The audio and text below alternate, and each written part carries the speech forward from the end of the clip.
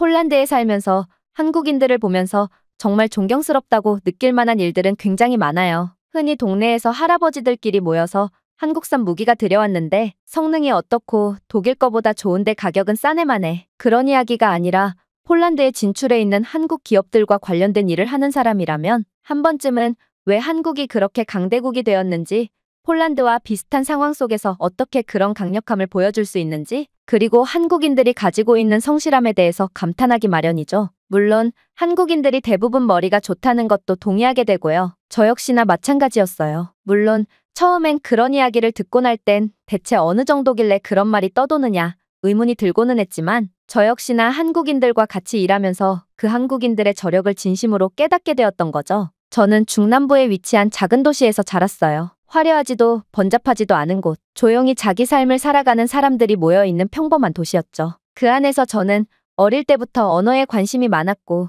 영어는 물론 제2외국어로 독일어와 한국어를 배우게 된 것도 그 관심의 일부였어요. 폴란드에서는 한국 드라마나 케이팝이 제법 인기를 끌기 시작하면서 한국어 교육을 제공하는 대학도 생겨났어요. 저는 그 흐름에 맞춰 한국어를 부전공으로 선택했고 졸업 후에는 운 좋게도 국제산업 프로젝트를 지원하는 민간기관에서 통역사로 일하게 됐어요. 주로 유럽 내 기업과 아시아권 기술 인력을 연결하는 일을 했고 대부분은 한국에 있는 기업들과 비즈니스 문서를 통번역해주는 일을 하고 있었어요. 그런데 어느 날 제게는 좋은 기회가 오게 되었죠. 한국 기업이 폴란드에 가정공장을 세웠는데 거기서는 본국, 그러니까 한국에서 온 엔지니어를 거들어 공장에서 통역을 해줄 사람을 찾고 있었고 평소 비즈니스 용어를 통번역하던 업무라서 제 실력을 인정받아 한국인과 일하게 되었어요. 사실 한국에 가본 적도 있었고 아주 오래전 한국에서 1년 정도 거주해본 경험도 있어서 한국인을 직접 상대하는 건 어려운 일이 아니었죠. 물론 학생 시절 1년을 못 채우긴 했지만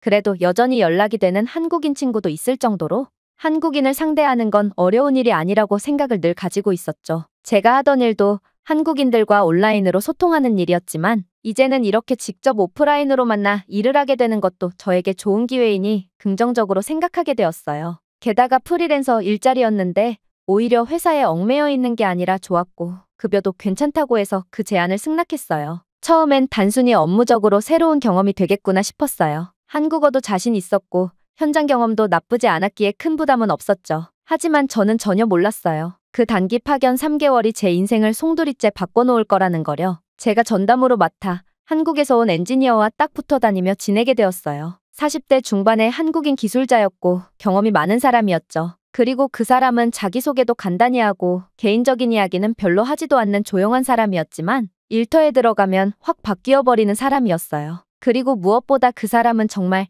말 그대로 일벌레였어요. 그 사람은 회사에서 근무한 지는 15년, 그동안 수많은 공정을 경험했고 이번 프로젝트 역시 3개월 안에 전체 설비를 파악하고 문제점 진단과 개선 방안을 제시하라는 무시무시한 미션을 받고 온 상태였대요. 그래서였을까요? 그는 도착한 첫날부터 철저하게 계획표를 짜더니 오늘 10시간 일정으로 설비 A라인부터 보고 가겠다라며 아무렇지 않게 말했어요. 보통 적응기간이라는 게 있어야 하는 게 아닐까 싶은데 그 사람은 그런 게 없었어요. 저는 통역사였기에 하루 종일 그 엔지니어와 함께 움직여야 했고 그 한국인 엔지니어가 어떻게 일하는지 옆에서 자세히 알게 되었죠. 처음 며칠은 진심으로 후회했어요. 이 사람은 잠도 안 자나? 왜 이렇게까지 열심히 하지? 도대체 누구를 위해 이렇게 일하는 걸까? 그런 생각이 들 정도로 그의 열정은 거의 광기에 가까웠어요. 그리고 그것이 제게는 처음으로 경험하는 일벌레 한국인의 일하는 방식이었어요. 그것도 한국인들 중에서도 일벌레였죠. 그동안 한국인들을 만나서 일을 해본 건 처음은 아니었지만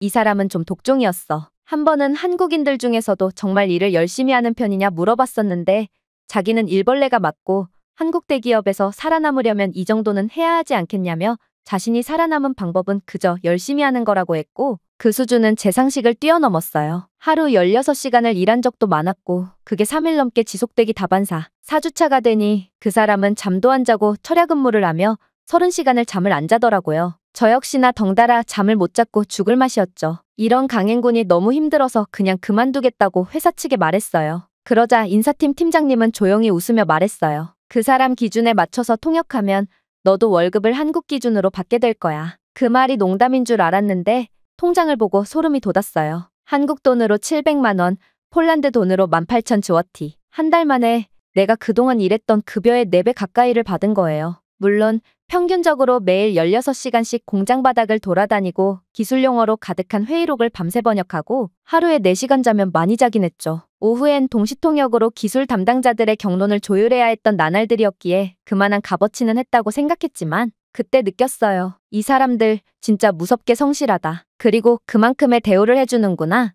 특히 대기업에서 살아남은 사람들은 대단하다고 말이에요. 그리고 나도 모르게 그 사람에게 그리고 한국이라는 나라에 조용한 존경심이 생기기 시작했어요. 평소 제가 한국인들과 일했던 사람들도 성실해서 대단해 보였지만 이건 뭐 경외심마저 들었달까요. 폴란드인들이 한국을 존경하게 된다는 게 무슨 말인지 알게 된 거죠. 그리고 폴란드와 한국의 교류가 많아질수록 그렇게 생각하는 사람들은 많아지고 있고 한국 덕분에 폴란드가 바뀐 것도 상당히 많다는 것도 사실인데요. 예를 들어 폴란드는 유럽에서도 나름대로 체계가 잘 잡힌 나라예요. 공공 시스템도 점점 발전하고 있고 시민들의 권리의식도 뚜렷하죠. 하지만 동시에 느리고 여유롭고 때로는 비효율적인 순간들이 일상에 섞여 있어요. 빠른 처리보다는 정해진 순서를 따르는 것이 더 중요하게 여겨지고 행정처리나 회의 일정은 늘 시간표대로 흘러가지만 그 안에서 실제로 무엇이 변화하는지는 늘 느린 속도로 움직이죠. 저는 그런 폴란드의 분위기 속에서 자라면서 늘 어느 정도의 기다림이나 완급을 삶의 일부로 받아들이고 있었어요.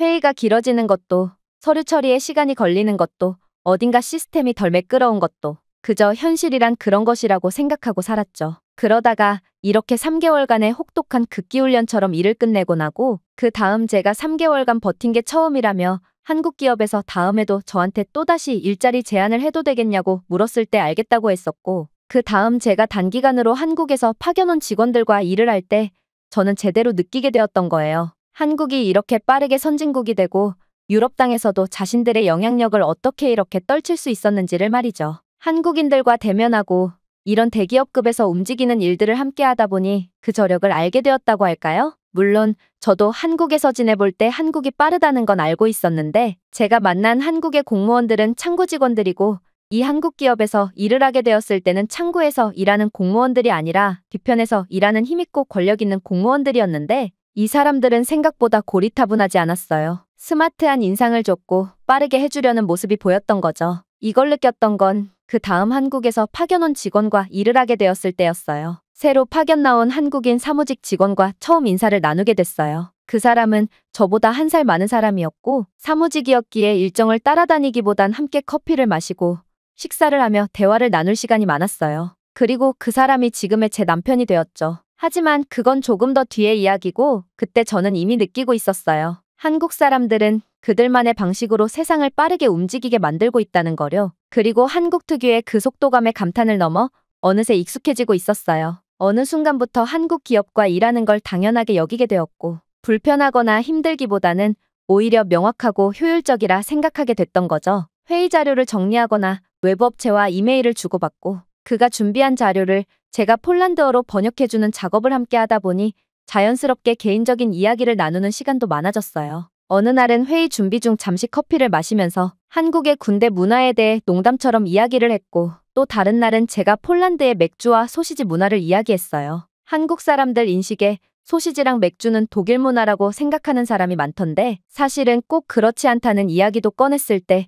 편견 없이 받아주었어요. 이렇게 일외적인 대화가 늘어날수록 그와의 거리가 조금씩 줄어들었어요. 놀랍게도 그는 아주 조용한 사람이었어요. 말수가 많지 않았고 목소리도 크지 않았지만 항상 끝까지 상대 말을 듣고 짧지만 핵심 있는 대답을 했어요. 그리고 무엇보다 제가 피곤해 보일 때마다 오늘 자료 정리는 내가 할게요라고 먼저 말해주는 사람이었어요. 그렇게 우리는 점점 가까워졌어요. 친구처럼, 동료처럼, 그리고 어느 날은 조금 더 특별하게. 그날은 프로젝트 마감 후 저녁회식 자리였어요. 다들 피곤했지만 뿌듯한 분위기였고 나는 잠깐 바람을 쐬러 회식장 밖으로 나왔어요. 그 사람이 따라 나왔고 말없이 하늘을 잠시 같이 봤죠. 그러다 그가 조용히 말했어요. 폴란드의 하늘은 이렇게 별이 잘 보이더라고요. 맞아요. 여긴 공기가 좀 더 맑아서 별이 더 잘 보일지도 몰라요. 그런 분위기 속 그 사람은 잠시 머뭇거리다 이렇게 말했어요. 저 혹시 다음 주 주말에 같이 박물관 가보지 않으실래요? 저는 순간 놀라고 동시에 조금은 설레었어요. 그렇게 특별한 이벤트도 드라마 같은 대사도 없었지만 그가 하는 말 하나하나엔 늘 진심이 담겨 있었기에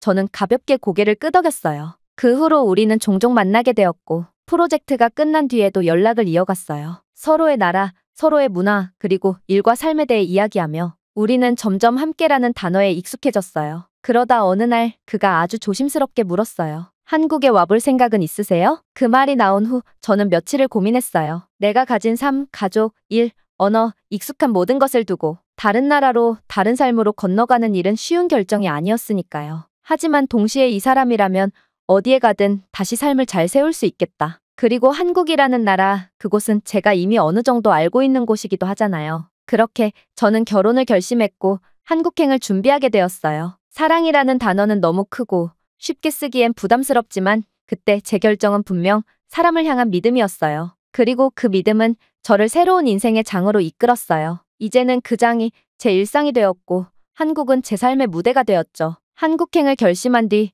모든 게 눈 깜짝할 새에 진행되었어요. 결혼 준비도 빠르게 끝났고 서류 절차도 속전속결. 폴란드에서라면 몇 주는 걸릴 일이 한국에선 며칠 만에 정리됐고 그 과정에서 벌써부터 한국은 빠르다는 말을 다시금 실감했어요. 하지만 진짜 충격은 한국에서의 일상이 시작된 후였어요. 마트에서 물건을 고르고 나서 셀프 계산대로 가서 바코드를 찍고 카드로 결제하고 영수증이 나오기까지 기다리는 시간 없이 빠르게 처리하고 직원이 개입하지 않아도 너무나도 정확하고 빠르게 흘러가는 시스템. 무인임에도 불편하거나 어색한 점이 전혀 없었어요. 관공서에 남편과 함께 가서 외국인 등록을 하려던 날도 마찬가지였죠. 번호표를 뽑고 자리에 앉았는데 대기 번호가 20명 이상 있었거든요. 그런데 정확히 15분 후 우리 번호가 호출됐어요. 직원은 절차를 능숙하게 설명했고 준비한 서류를 넘기자마자 바로 컴퓨터에 입력하고 지문을 찍고 등록이 끝났어요. 아주 오래전 한국에서 1년간 체류할 때도 이런 걸 했던 것 같은데 기억이 가물가물했었거든요. 다시 한번 빠름을 또 체감했죠. 또 하나 놀랐던 건 한국의 패스트푸드점. 정말 이름 그대로 한국은 패스트였어요. 주문을 넣고 자리에 앉으면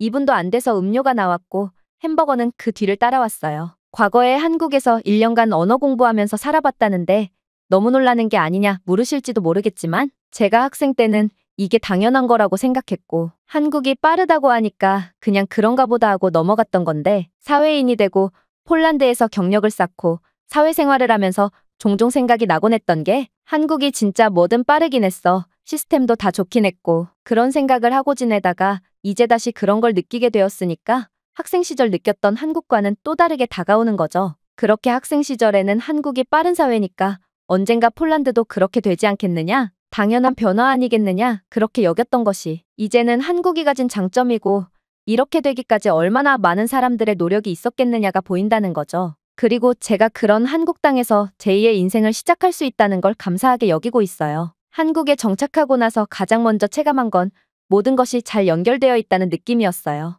그건 단순히 도로나 통신망만을 말하는 게 아니라 사람들의 행동 하나하나까지도 누군가와 물 흐르듯 연결되어 있는 질서의 일부 같았어요. 어느새 한국에서의 삶이 익숙해졌죠. 버스 정류장에서 줄을 서고 편의점에서 셀프 계산을 하고 은행 업무도 앱으로 해결하는 것들이 이젠 낯설지 않게 느껴져요. 그리고 가끔 생각해요. 내가 지금 이 나라에 살고 있다는 사실이 얼마나 감사한 일인지. 물론 폴란드도 빠르게 성장하고 있어요. 한국처럼 지정학적으로 불안한 요소가 많고 그래서인지 사람들은 점점 더 빠른 변화와 효율을 추구하고 있어요. 그리고 그 좋은 스승을 한국이라고 생각하고 양국은 매년 우호관계가 두터워지고 있죠. 하지만 아직은 한국만큼 시스템과 사람이 동시에 준비된 나라는 아니라고 생각해요. 한국은 단지 빠른 나라가 아니에요. 빠르고 정교하고 그 안에 사람에 대한 존중이 녹아있는 나라니까요. 그건 정말 대단한 일이죠. 빠르게 오가는 사람들, 조용한 배려, 흐트러지지 않는 시스템. 그 속에서 저는 때때로 내가 한국을 사랑하게 된 이유가 여기에 있구나 하고 느껴요. 한국은 나에게 정교하게 짜인 기술의 나라이기도 하지만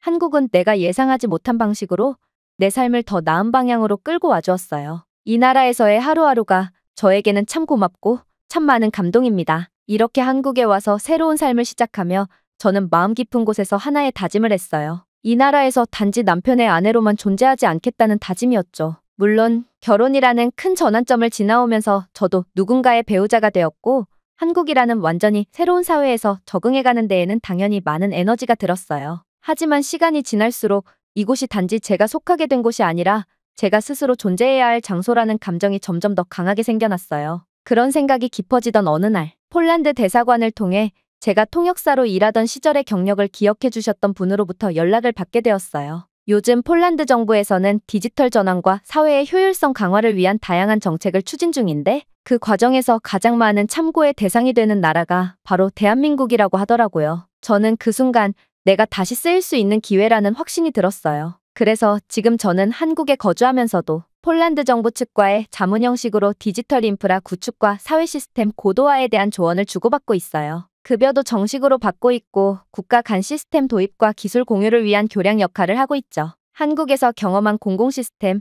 행정 처리 속도, 모바일 생태계, 공공교통 체계 등 너무도 훌륭한 부분들이 많기에 저는 그것을 그냥 부럽다고 말하는데 그치지 않고 폴란드에 실질적으로 적용할 수 있는 방안을 계속해서 고민하고 제시하고 있어요. 물론 이건 한국의 것을 그대로 복사해서 가져다 붙인다고 해결되는 문제가 아니에요. 기술적 기반도 필요하고 국민의 인식도 변해야 하고 무엇보다도 그 체계를 구성하고 유지할 인력과 문화가 함께 움직여야 하니까요. 그래서 저는 지금 그 두 나라 사이에 서서 그 차이를 메우고 이해의 다리를 놓는 역할을 하고 있는 셈이에요. 가끔은 사람들이 저에게 물어요. 이런 일까지 하는데 집에서는 힘들지 않아요? 놀랍게도 한국에서는 아내가 이런 일을 한다는 것 자체만으로도 많은 존중을 받는 문화가 있어요. 저는 사실 제가 하고 싶은 일을 그저 하고 있을 뿐인데도 말이죠. 특별한 목표나 거창한 꿈이 있어서가 아니라 지금 이 시기에 내가 이 일을 할 수 있다는 것이 삶을 살아가는 이유가 되고 하루하루를 가치 있게 만들어주기 때문에 계속하고 있는 거예요. 다만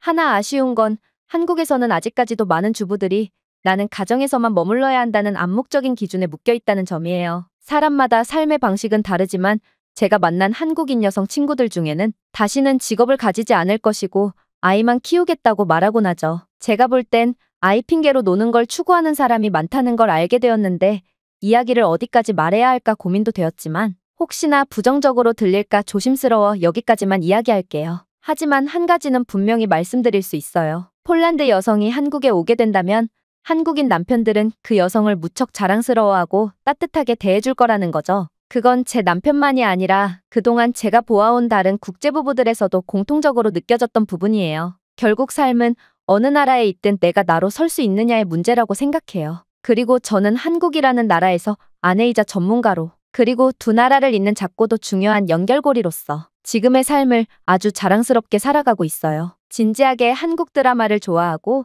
한국어도 공부하고 그런 폴란드 여성들은 한국이라는 나라를 그저 꿈으로 남겨두지 말고 도전해보라고 말씀드려보고 싶네요. 제 이야기는 마치지만 여러분들의 이야기는 더 풍부하기를 바랍니다. 오늘의 영상은 여기까지입니다. 그리고 지금 화면에 나오는 영상을 아직 시청하지 않으셨다면 지금 바로 시청해보세요. 재미있는 다음 사연이 기다리고 있습니다. 감사합니다.